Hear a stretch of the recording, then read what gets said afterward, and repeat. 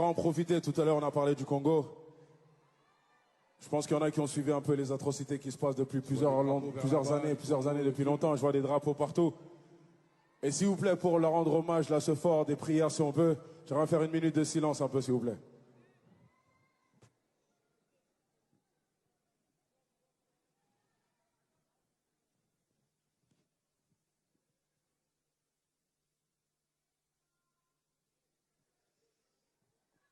Merci beaucoup, Paris. Merci pour ça. Merci.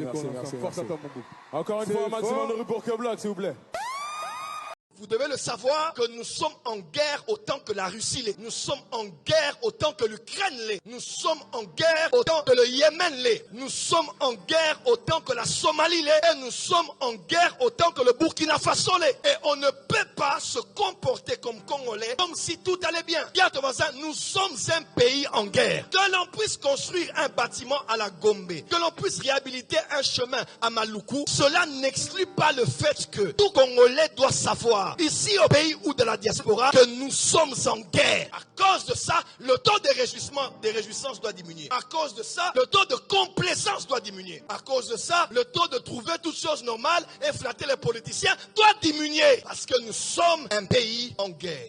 Depuis 1995-96, le Congo est entré dans une guerre qui, en amont, en 1994, le Rwanda, un de nos voisins, a connu le génocide. Triste, comme cela s'est aussi passé au Burundi, ou même chez nous. La vie humaine, qu'elle soit rwandaise, congolaise, nigérienne, est la vie humaine. Et tous devons nous impliquer quand les morts sont morts. Et nous sommes Congolais. Et depuis l'époque jusqu'à ce jour, le nombre de morts que nous avons accumulés pour notre compte, de 10 millions de personnes, 12 millions de personnes, si c'est pour être modeste, le nombre de Congolais qui meurent tous les jours, des femmes comme toi, des mamans comme ta maman, des papas comme ton père, des enfants comme la fille que tu viens de mettre au monde. Ils meurent comme des animaux, ils meurent comme des chiens, au vu et au regard de la communauté internationale. Nous n'allons plus nous taire à partir de maintenant. Et moi j'ai pris la décision, que ce soit ici ou à Paris, je vais parler. Si je ne parle pas, alors je renie mes origines, je renie qui je suis. Dans ma famille, on nous racontait que mon père, parce qu'il avait un parent belge, il avait la capacité d'avoir la nationalité belge, mais il avait refusé cela. Cela aurait pu me profiter aujourd'hui. Mais papa, ce n'est pas important d'être européen ou pas. L'important, c'est d'être patriote, de porter le fardeau de ton pays et de travailler pour son développement et son épanouissement. Dis à ton voisin, cette histoire doit s'arrêter. Avec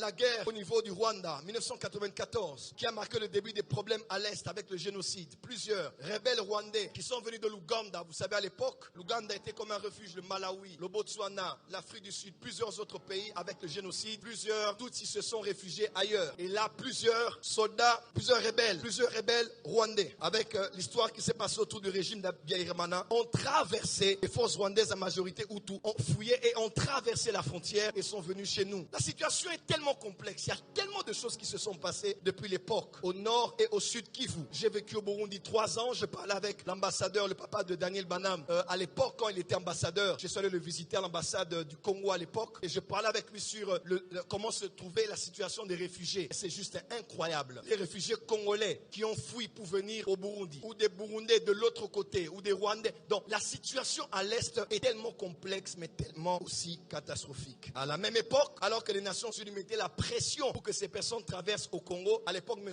Léon Wadondo, en tant que Premier ministre, avait refusé cela. Mais il avait une pression extérieure de laisser passer ces gens afin qu'ils traversent la frontière. Depuis lors, nous vivons des guerres interminables, occasionnées par des ennemis invisibles, par le canal de plusieurs milices et groupes armés, et notamment celle à laquelle nous faisons front aujourd'hui avec l'agression du M23, soutenue par plus d'un pays de l'Est de la République démocratique du Congo. Malgré les prières, malgré les intercessions, malgré les mobilisations de chacun, et surtout de la présence extrêmement remarquable de la mission onusienne ces 25 dernières années, elle avait un autre nom jusqu'à ce qu'on l'appelait MONUSCO. On pense à notre très affectueux Coco Swing. 25 ans passés, cette mission est venue et s'est implantée avec un budget annuel de 1 milliard de dollars par an. Et si on doit être modeste, en 25 années, 25 milliards de dollars, sans parler le reste. Nous avons eu à parler, j'ai prêché ici. On a suivi le communiqué du gouvernement. Je pense que c'est d'ici la fin de l'année qu'ils vont devoir totalement s'en aller. Encore, est-ce que leur départ est une solution ou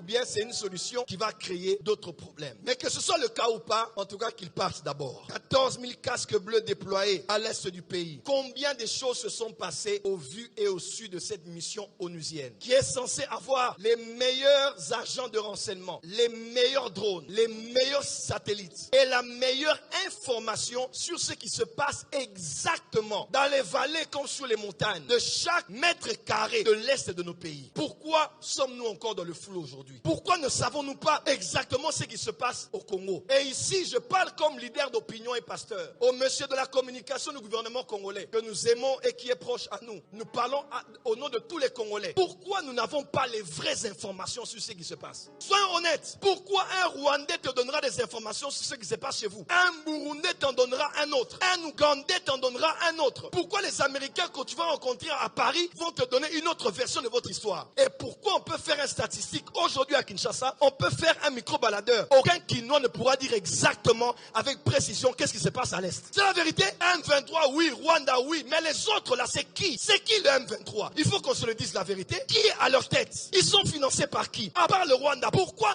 on a beaucoup de zones d'ombre? Pourquoi elles disent aussi que c'est Kinshasa qui finance cela? Nous devons avoir les informations claires. Comment prier clairement avec des requêtes confuses? Aucun de nous ici, je dis aucun, je mets un défi. Personne ne peut me dire exactement ce qui se passe à l'Est. Goma a été bombardé, oui, mais ils sont autour de Goma. Pourquoi ils sont là-bas? Et même plus loin, est-ce que les territoires qu'ils ont occupés sont toujours sous la gouvernance de l'État congolais? Si ce n'est pas le cas, nous sommes balkanisés. On doit être honnête. Si ce n'est pas le cas, si nous n'avons pas le gouvernement provincial de cet endroit, les gouverneurs, on n'a pas même mis sur tout ce qui se passe là, alors nous sommes balkanisés, ça fait des années.